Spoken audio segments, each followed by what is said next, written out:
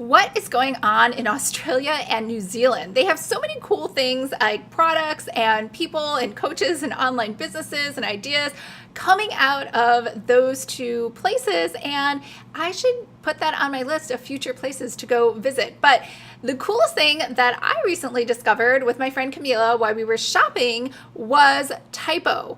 Like when I saw the name of the store, I thought maybe it was typewriters, which doesn't make any sense. Nobody makes typewriters anymore.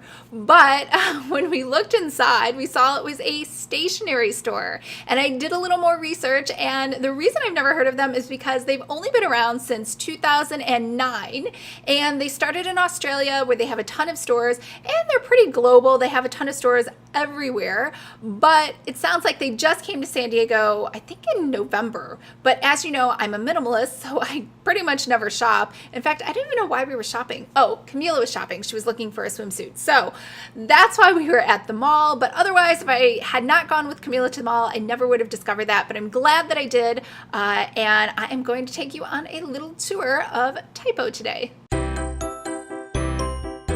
Hi everyone, I'm Lisa from Pretty Fabulous, and I help online businesses create beautiful digital downloads using Adobe InDesign. So if this sounds like you or something you might be interested in, make sure to hit the subscribe button below. I post new videos every Monday and Thursday, and I do unboxings on Saturdays. Now today I'm just going to run some B-roll in the background and tell you all about Typo. Now, like I mentioned, Typo was started in 2009. It is a brand within Cotton On. I think I'm saying that correctly. That is a brand out of Australia, and they have 7 other brands, so 8 in total, and everything is clothing except Typo. And the clothing that they sell, it looks like, is very much like the Gap or Forever 21. So again, just fun, affordable stuff. And the reason they said they created Typo was because they wanted to have fun and affordable stationery, which 100% I think they have created that. So there were a ton. This is like the highest quantity of variations in planners and notebooks that I have ever seen.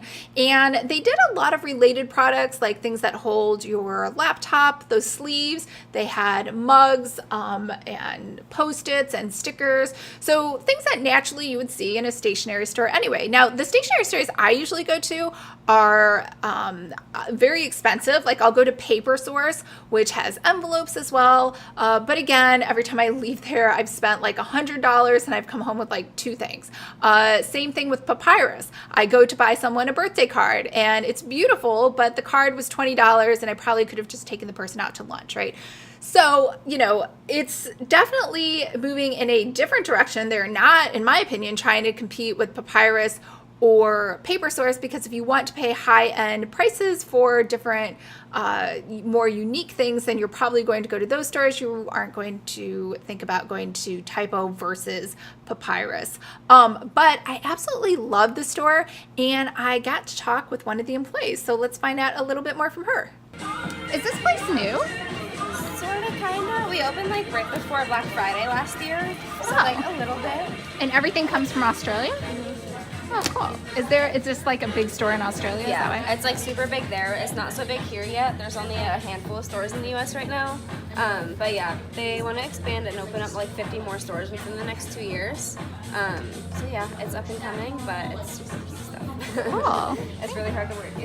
That also reminded me of Knock Knock products. Do you remember those? That's an online company, and then they're a wholesaler that sells to different retail stores, and they can carry Knock Knock products. And Knock Knock, if you've never heard of them, they're like a little raunchier, your very snarky kind of Murphy's Law trinkets and gifts and stationery, and that is very similar, I think, to the products that they are selling at Typo, but Typo has taken a more positive, happy sort of stance. I didn't see anything snarky or Murphy's Law-ish, which again, there's nothing wrong with, but that's just kind of what Knock Knock does.